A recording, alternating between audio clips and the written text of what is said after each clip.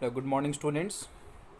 So today we will study about the work of the sea waves. In yesterday's lecture, we have completed the work of the river, that how a river form different landforms like deltas, distributaries, lakes, oxbow lakes, meanders. These are the landforms that are formed by or that a river forms during her course. यानी जब एक नदी पूरी बहती हुई आती है ऊपर माउंटेन से लेकर पूरा प्लेन तक आती है और जाकर किसी दूसरे समुद्र में मिलती है, उस वक्त तक एक रिवर जो है वो कौन कौन से लैंडफॉर्म्स बनाती है वो कल हमने पढ़े थे। आज हम बात करते हैं सी वेव्स के बारे में, कि जो समुद्र के अंदर उठती हुई जो लहरें हैं, यानी जो स्ट्रीम चलती हैं, वेव्स उठती हैं, लहर उठती हैं, वो किस तरीके से डिफरेंट लैंडफॉर्म जो हैं वो फॉर्म करती हैं, कौन सी फॉर्म ऑफ लैंड जो है वो क्रिएट करती हैं। देखिए, बात करते हैं आज हम तो डिफरेंट लैंडफॉर्म्स के बारे में हम पढ़ रहे हैं आज। अब देखिए, सबसे पहले बात करते हैं वर्क ऑफ सी वेव के बारे में। तो सी वेव जो है वो किस तरीके से वर्क करती है हमारे यहाँ पर, कि erosion and deposition of the sea waves give rise to the coastal landforms, यानी जो आपकी समुद्री लहरें हैं उनकी वजह से इरोजन होना और उनकी वजह से जो डिपोजिशन होता है उसकी वजह से कोस्टल लैंडफॉर्म्स बोलते हैं। कोस्टल लैंडफॉर्म्स कौन से होते हैं? जो कि समुद्र के किनारे पे पाए जाते हैं। अब देखिए, sea waves continuously strike at the rocks. अब ये जो सी वेव्स होती हैं वो कंटिन्यूसली यानी लगातार जो रॉक्स हैं उसके कोस्टल एरियाज में, मान लीजिए कोई रॉक्स वगैरह हैं या समुद्र के बीच में कोई रॉक्स वगैरह हैं या उसके आसपास के क्षेत्र में कुछ चट्टानें हैं, आइलैंड्स वगैरह कुछ भी हैं, उनको कंटिन्यूस जो है वो स्ट्राइक करती हैं, उन पर चोट करती रहती हैं। उसके बाद क्या होता है? क्रैक्स डेवलप, यानी क्या होता है? कुछ क्रैक्स जो हैं वो डेवलप होते हैं, धीरे धीरे कुछ दरारें जो हैं उसमें पड़ती हैं। They become larger and wider, वो क्या होती हैं? बड़ी होती हैं और धीरे धीरे क्या होती जाती हैं? चौड़ी होती जाती हैं। देखिए, आप छोटा सा एक एग्जांपल ले सकते हैं। जैसे मान लीजिए पर्टिकुलर कोई दीवार है, उसके ऊपर रोज़ाना आप हथौड़े से मारेंगे, कील से मारेंगे, तो देखिएगा आप जब रोज़ाना उस पर मारेंगे तो पहले दिन उसमें छोटा सा छेद होगा, लेकिन आप रोज़ाना उसको जब मारते जाएंगे तो एक दिन क्या होगा कि वो जो दीवार है उसमें बड़ी दरारें आने लग जाएंगी और हो सकता है किसी दिन आपकी एक चोट में वो दीवार नीचे गिर जाए। तो ये जो वर्क है, ये आपकी जो सी वेव्स हैं यही काम करती हैं कि जो भी रॉक्स हैं, जो भी चट्टानें वहाँ पर आसपास मौजूद हैं या समुद्र के बीच में मौजूद हैं, उनके ऊपर वो लहरें जो हैं बार बार चोट करती हैं और उसकी वजह से उनमें धीरे धीरे कुछ क्रैक्स जो हैं वो बनने शुरू हो जाते हैं। उसके बाद देखिए, कुछ केव जो हैं, hollow like caves are formed on the rocks, they are called sea caves. कुछ होलो रॉक्स, कुछ होलो केव्स बनती हैं। होलो केव्स कहने का मतलब कुछ ऐसी घुमावदार गुफाएं जो हैं वो वहाँ पर तैयार होती हैं इन चोट की वजह से, जिनको हम क्या कहते हैं? सी केव्स, यानी समुद्री गुफाएं। अब देखिए, ये जो सी केव्स हैं ये भी आगे डिफरेंट लैंडफॉर्म्स में कन्वर्ट होंगी। कैसे? देखिए, ये धीरे धीरे क्या होती जाती हैं? These cavities become bigger and bigger, only the roof of the caves remain, दस फॉर्मिंग सी आर्चेस। ठीक है, सी आर्च। धीरे धीरे क्या होगा? ये जो सी केव्स समुद्र की लहरों के द्वारा बनाई गई हैं उसमें क्या होगा? ये कैविटीज़, ये जो गुफाएं हैं, ये धीरे धीरे क्या होती जाएंगी? बड़ी होती जाएंगी, धीरे धीरे ख़त्म होती जाएंगी और उसके बाद क्या होगा? सिर्फ इनके ऊपर का हिस्सा जो है वो बचेगा और एक आर्क की फॉर्म जो है वो आपको मिलेगी। आप देख सकते हैं, आपको एक इधर ये डायग्राम जो है वो दे रखा है, ये देखिए आप, सी आर्क, इसको हम सी आर्क बोलते हैं। ये आपकी सी केव है। सी केव पहले कैसी है? बिल्कुल गुफा जैसी नज़र आ रही है, और सी आर्क क्या है? बिल्कुल आर पार हो गया है। ठीक है, आर पार कहने का मतलब ये होता है कि जब उस पर लगातार चोट लगती रह रही है तो धीरे धीरे क्या हो गया? वो इरोड हो गया वो मटेरियल और वो पूरी तरीके से ख़त्म हो गया। तो इस वजह से सिर्फ ऊपर का हिस्सा जो है वो बचा है, सिर्फ एक आर्क जो है वो वहाँ पर फॉर्म हो रहा है। आर्क जैसे आप देख सकते हैं इस तरीके की जो होती हैं, ठीक है, आप मैथमेटिक्स में बनाते हैं इस तरीके से डायग्राम्स, तो उसको हम आर्च बोलते हैं। आगे देखिए,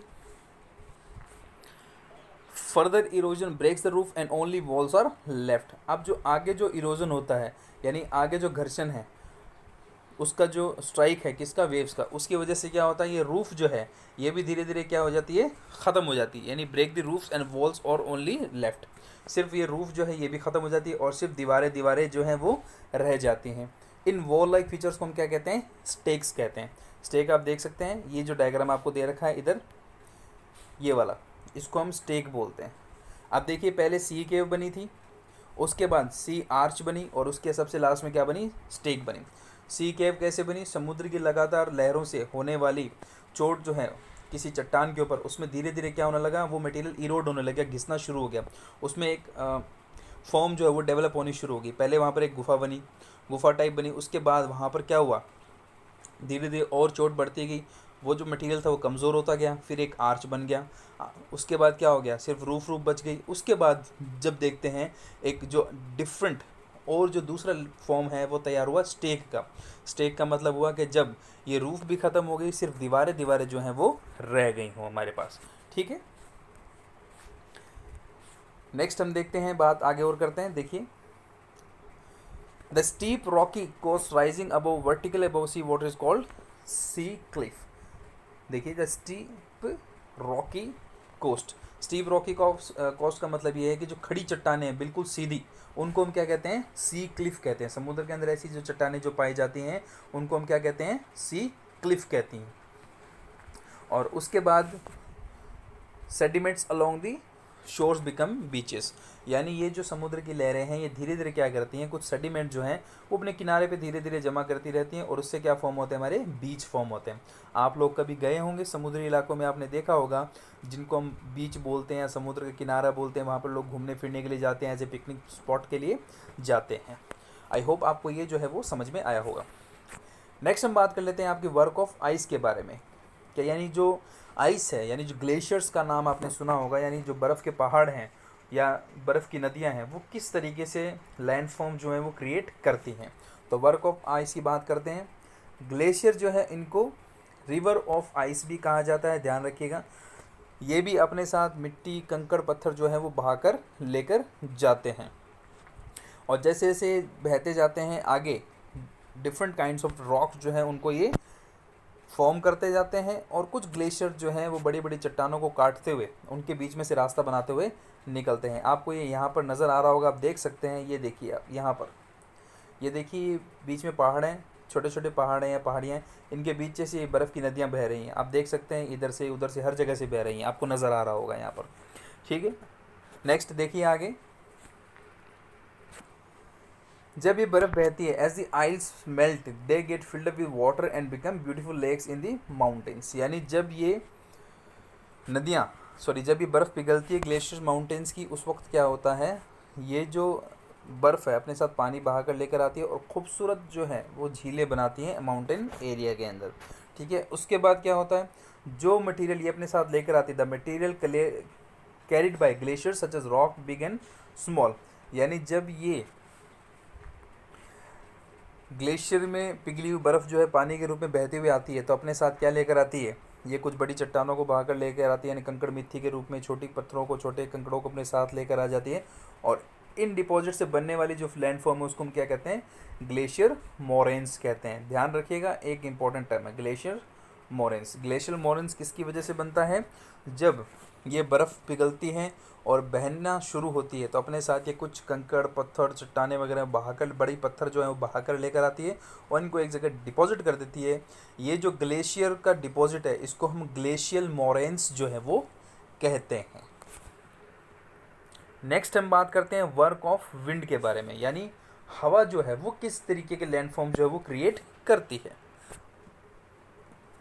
तो आप देख सकते हैं, मैंने आपको एग्जांपल दे रखा है रेगिस्तान का। ये आपको रेगिस्तान यहाँ पर नज़र आ होगा, आप में से ज़्यादातर लोगों ने इसको देखा भी होगा। जो लोग राजस्थान में रहते हैं उनको पता है ये क्या है, ये इनको हम सैंड ड्यून्स बोलते हैं। सैंड ड्यून्स का मतलब होता है रेत के टीले या रेत के पहाड़। ठीक है, तो देखिए किसी भी डेजर्ट एरिया के अंदर विंड जो है वो इरोजन और डिपोजिशन का काम करती है। विंड क्या है, एक एजेंट है इरोजन और डिपोजिशन का। ठीक है, पहले तो मिट्टी को बहाकर लेकर मिट्टी को उड़ाकर लेकर जाती है हवा, उसके बाद उसको डिपॉजिट कर देती है। तो ऐसी एक तरीके से इरोजन और डिपोजिशन का एजेंट के तौर पर जो है विंड वो काम करती है। नेक्स्ट देखिए, अब देखिए जब डेजर्ट में आप देखते हैं सी रॉक्स जो हैं वो किसकी मशरूम की शेप में होते हैं, उनको हम मशरूम रॉक्स बोलते हैं। तो मशरूम रॉक्स जो हैं वो कैसे बनते हैं, देखिए winds erode the lower section of the rock more than the upper, therefore such rocks have narrower base and wider top, wind when the wind blows it lifts the transport sand from one place to another. अब ये mushroom rocks कैसे तैयार होते हैं? Mushroom rocks इसलिए तैयार होते हैं ये क्योंकि ये मशरूम की शेप में होते हैं। आप लोगों ने मशरूम देखा होगा तो ऊपर से बिल्कुल वो छाते की तरह नज़र आता है, नीचे उसका ऐसा लग रहा है जैसे छाते का वो जो हैंडल होता है वैसा। आपने अगर छाता देखा हो उसी तरीके की जो शेप है वो कुछ मशरूम की होती है।